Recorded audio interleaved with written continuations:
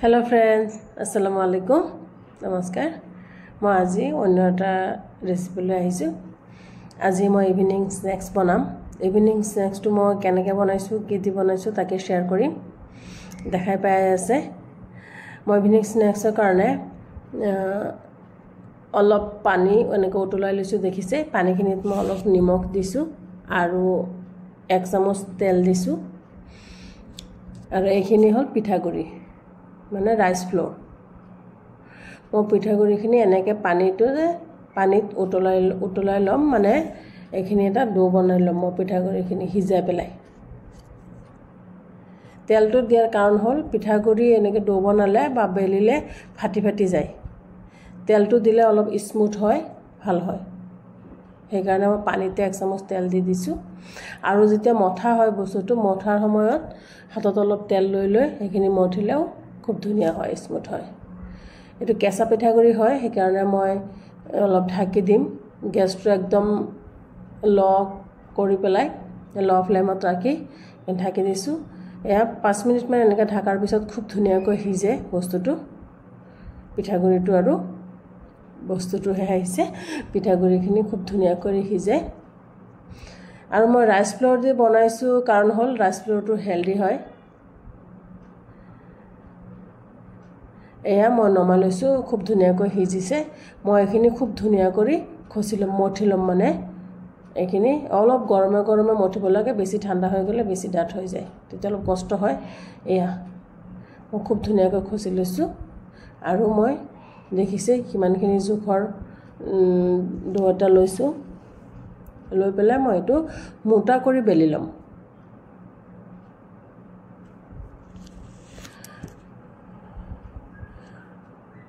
এনেকৈ মই মোটা কৰি বেলি লম, বেছি পাতল নকৰো। এয়া দেখা পাইছে মোটা হয় বস্তুটো।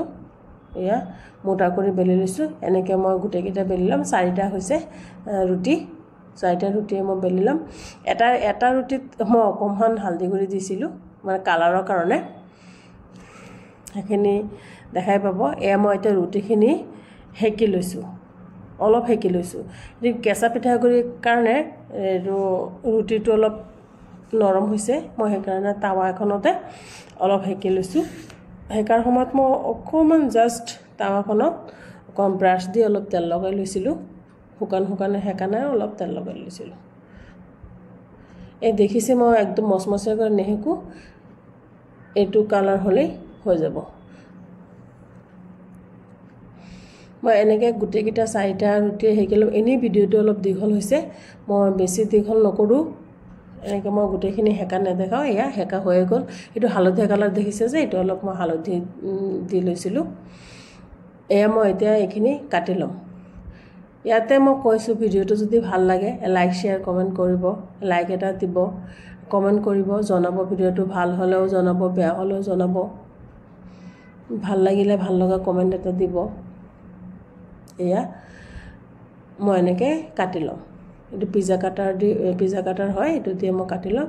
আপোনালোকে ছুৰী দিও কাটিব পাৰিব বা যিকোনো কাটাৰ ইউজ কৰি পেলাই কাটি লব পাৰিব। আৰু নিজৰ চইজ অনুযায়ী যিকোনো শেপত কাটি ললে হ'ল। নিমকি শেপতে হওক, স্কোয়াৰে হওক, ৰেক্টেংগলে হওক, যিকোনো বা এনেকুৱা শেপ থকা হেৰিবিলাক থাকিলেও সেইবিলাক দিও কাটি লব পাৰিব। মই এনেকৈ স্কোয়াৰ টাইপতে কাটি লৈছো। এইটো সোনকাল হয়, তেনেকুৱা শেপ দি কাটিব গলে বহুত দেৰি হয়। সেইকাৰণে মই ধমাধম পিজ্জা কাটাৰ দিয়ে কাটি লৈছো আৰু স্কোয়াৰ কৰি পেলাই। আপোনালোকে যিকোনো নিজৰ চইচ অনুযায়ী যিকোনো শেপ দি ল'ব পাৰিব। এয়া এনেকৈ ছুৰী এখন দি এনেকৈ দি দিলে উঠি যায়। এয়া মই গোটেইখিনি কাটি লৈছো।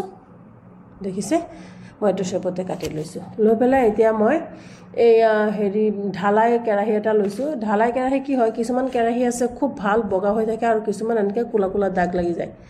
এইটো মোৰ ডাঙৰ কেৰাহী হয়। এনেকুৱা বস্তু ভাজিবলৈ সদায় ডাঙৰ কেৰাহী ল'ব লাগে। মই এইটো ডাঙৰ লৈছো। কেৰাহীটোত অলপ দাগ লাগি গ'ল। মই আজৱাইন আৰু অলপ ৰান্ধনি আৰু অলপ জিৰা দি দিছো তেলতে। এইটো ৰুটিটো যে এনেই খাবলৈ ইমান মজা হৈছে। এটো কৰি মোৰ ছোৱালীয়ে আধা খাইয়ে দিছে। এটা ৰুটিৰ এফাল খাই দিছে, এনেকৈ ভাল লাগিছে বোলে। কিন্তু মই এইটো অলপ চটপটা বনাম কাৰণে মই এইটো এতিয়া ভাজি লম। ভাজি মানে দেখিছেই মই জিৰা আজৱাইন আৰু অকমান ৰান্ধনি দি লৈছোঁ বাগাৰত ফুৰণত মানে আৰু এতিয়া মই পিঁয়াজখিনিও ভাজি ল'ম আৰু মই কেঁচা জলকীয়া দিছোঁ কেঁচা জলকীয়াটো মই তেলতে ভাজি লৈছোঁ কাৰণ কেঁচা জলকীয়াটো ভাজিলে জ্বলাটো অলপ কমি যায় যেহেতু বাচ্চাও খাব কোৱাণ্টিটিটো অলপ কমেই দিছোঁ আপোনালোকে ইচ্ছা কৰিলে নিদিবও পাৰে বাচ্চাৰ কাৰণে আৰু মই গাজৰ অলপ দিছোঁ এনেকৈ কাটি পেলাই স্লাইচ কৰি কাটি দিছোঁ গাজৰটো দুটা গাজৰ দিছোঁ গাজৰৰ এইটো অলপ সৰু মিহি গাজৰ হয় সেইকাৰণে মই এনেকৈ কাটি দি দিছোঁ আৰু বিলাহী এটা দিছোঁ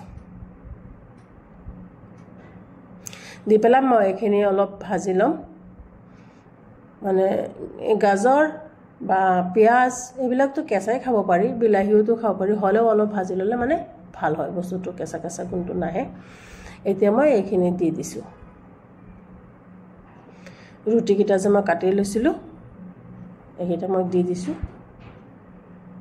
দি পেলাই মই 5 মিনিটমান এনেকৈ লুটিয়াই পুটিয়াই এনেকৈ ভাজি ল'ম গেছটো আকৌ কৈছোঁ মিডিয়াম টু ল' ফ্লেমত ৰাখিব লাগিব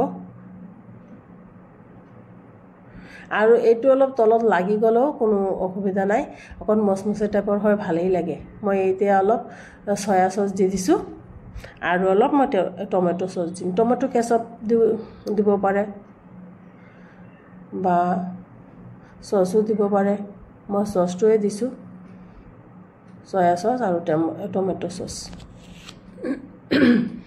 দি পেলাই মই এনেকৈ আৰু 2-3 মিনিটমান ভালকৈ লুটিয়াই পুটিয়াই এনেকৈ লৰাই ল'ম